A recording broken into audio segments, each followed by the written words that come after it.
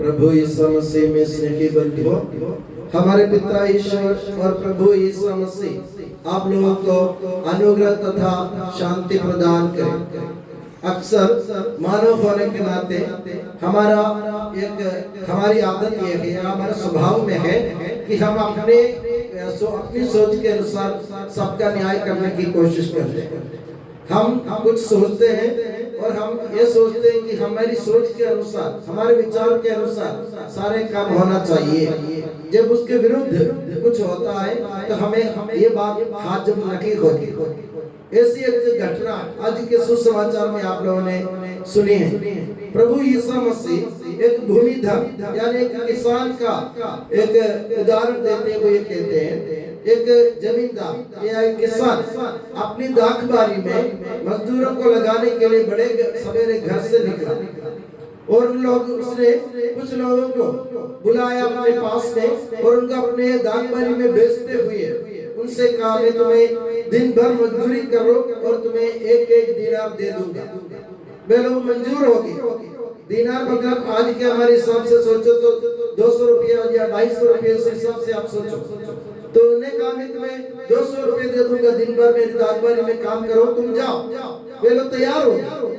उसके बाद वे पहले पहर माने सुबह के टाइम फिर घर से निकले और उन्होंने देखा बहुत सारे लोग बाजार में खड़े हैं जिनके पास काम नहीं है, तो उन्होंने उनको भी लगाया मजदूरी में, दाखबारी में भेजा और बोले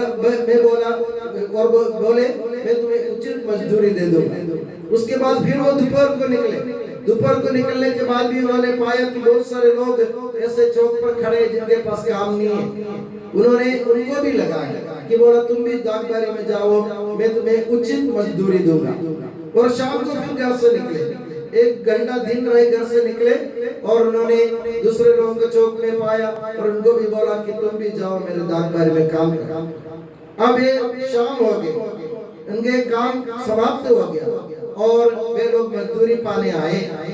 तो ये मालिक जो है उन्होंने जो पिछले बार जो आखिरी में जो मजदूर आए उन सबको पास में बुलाकर उनको एक एक दीनार दिया। तो पहले आने वाले मजदूरों ने क्या सोचा कि मालिक हमें ज्यादा देगा, क्योंकि ये लोग घंटा भर काम किया इन लोगों ने और हमने सुबह से मजदूरी की है, हमने सुबह से मेहनत की है। फिर भी मालिक ने जो पहले आने वाले मजदूर जो थे उनको भी बुलाकर 200 रुपये दिए, सबके बराबर कर दिए। तो जलन होना स्वाभाविक है। सुनीता क्या सोचती है, मैं दिन भर काम करती हूँ और फादर जी ने मुझे 200 रुपये। और संजू भाई आई 4 बजे और 5 बजे काम खत्म कर दी, उनको भी 200 रुपये। एक ऐसा न्याय है, ये हमारे विचार, ये हमारी सोच है। ईश्वर इस उदाहरण के कारण, इस दृष्टांत के कारण हमको यह बतलाना चाहते हैं, ईश्वर का दिल उदार है, ईश्वर दयालु है। ईश्वर ये योग्यता नहीं देखता किसी की योग्यता नहीं देखते। ईश्वर ये देखते हैं कि ये आदमी जो मेरे पास आता है, ये इंसान जो मेरे पास आता है, क्या वो मेरे काम के लायक है या नहीं। क्या तुम ईमानदारी से प्रभु का काम कर सकते हैं कि नहीं। अगर ईमानदारी से तुम काम करोगे तो अगर तुम लेट में हो, देर से भी आए हो, तुम पापी हो, विधर्मी हो, अधर्मी हो, अगर प्रभु से जुड़ने के बाद ईमानदारी के साथ प्रभु के दाखबारी में काम करोगे तो प्रभु तुम्हें दूसरों के बराबर कर देगा। प्रभु तुम्हारे साथ कोई भेदभाव नहीं करेगा, क्योंकि प्रभु हमेशा दया दिखलाना चाहते हैं। प्रभु क्या चाहते हैं, जो पापी है, जो विधर्मी है, जो अन्यायी है, जो दुष्ट है, जो सितमगर है, जो क्रूर है, वे सब लोग ईश्वर की दया से, मन परिवर्तन के कारण ईश्वर की दया से ईश्वर से जुड़ जाए। ईश्वर सबका मन परिवर्तन चाहता है, इसलिए प्रभु दया दिखाता है, इसलिए ईश्वर दया दिखाता है। उस दया प्रभु जब दूसरों पर दिखाते हैं तो हमको लगता है वो अपनी अन्यायी है, वो पापी है, वो दिन भर गाली गुस्सा करता है, दारू पीता है, दूसरों से लड़ता झगड़ता है, और प्रभु ने उनको भी हमारे बराबर मंदिर में बिठा दिया। प्रभु ने उनको भी ईसाई बना दिया। प्रभु ने उनको भी इस भजन गाने बुलाया। प्रभु ने इनको भी इस पर्व में भाग लेने दिया। हम शुरू से ईसाई हैं। हम लोग प्रभु से कभी हमने विद्रोह नहीं किया। हम प्रभु के साथ रहे। हम शुरू से बचपन से हम प्रभु को जानते हैं। फिर भी प्रभु ने इन लोगों को हमारे बराबर बना दिया। यह सोच गलत है। मैंने कहा ना, प्रभु क्या चाहता है? प्रभु दया दिखलाना चाहता है, दया इसलिए दिखलाता है कि सबका मन परिवर्तन हो जाए। प्रभु सबको चाहता है अपने पास में। ईश्वर के राज्य में प्रभु सबको ले जाएगा। किसको ले जाएगा? जो ईमानदारी से प्रभु से जुड़ेगा, प्रभु के काम में लगा रहेगा। और ऐसे लोग प्रभु चाहते हैं हमारे इस दुनिया में। मगर अक्सर हम लोग क्या करते? हम ईर्ष्या के कारण, जलन के कारण, लालच के कारण हम दूसरों पर क्रोध करते हैं, हम दूसरों पर जलते हैं और हम दूसरों को कोसते हैं और स्वयं ईश्वर को भी हम कोसते हैं कि ईश्वर ने उनको हमारे बराबर बना दिया। मेरे प्यारे बंधुओं, हमारी भी क्या योग्यता है? सोचिए, आप बचपन से ईसाई है, फिर भी आपकी योग्यता क्या है? आप ईश्वर के सामने खड़े होने लायक है कि नहीं? आज मैं जो प्रवचन दे रहा हूँ, मैं खुद आपको मैं बयान दे सकता हूँ कि मैं प्रभु के इस मंदिर में, प्रभु की बलिवेदी के सामने खड़े होने लायक नहीं हूँ। फिर भी प्रभु ने मुझे इस पूजा पाठ में मुख्य याजक के रूप में प्रभु ने मुझे काम करने दिया।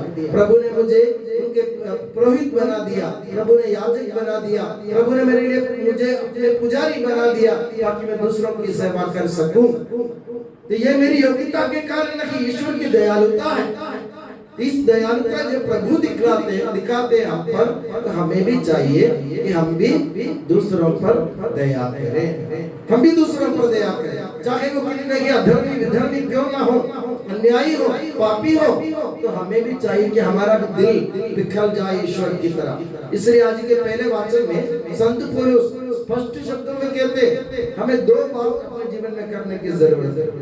पहली बात है, ईश्वर से प्रेरणा पाओ, ईश्वर से प्रेरणा पाओ। दूसरी बात है, मसीह से संयुक्त रहो, यानी मसीह से जुड़े रहो। ईश्वर से प्रेरणा पाने का मतलब है ईश्वर की दयालुता का अनुकरण करना। ईश्वर ने दया दिखलाई हम पर, तो हमारा भी फर्ज बनता है कि हम भी दूसरों पर करुणा और दया दिखाएं। दूसरी बात, मसीह से संयुक्त रहे, मसीह से जुड़े रहे। मसीह से जुड़े रहने का मतलब क्या है? मसीह एक ऐसा व्यक्ति है जिसने ईश्वर की इच्छा पूरी की अपने जीवन में ईमानदारी से। तो ईश्वर की जैसे दयालुता अपने मन में लाओ और ईसा मसीह की तरह ईमानदारी से अपना कर्तव्य निभाओ, तो ईश्वर हमें स्वर्ग राज्य में प्रवेश देगा, चाहे हम कितने भी अपराधी क्यों न हो। और मैं दुआ करता हूं कि प्रभु यीशु मसीह और माता मरियम आप सभी को हमेशा अपनी नियामत की छत्र छाया में सुखी और सुरक्षित रखे। पिता, पुत्र और पवित्र आत्मा के नाम पर आमीन।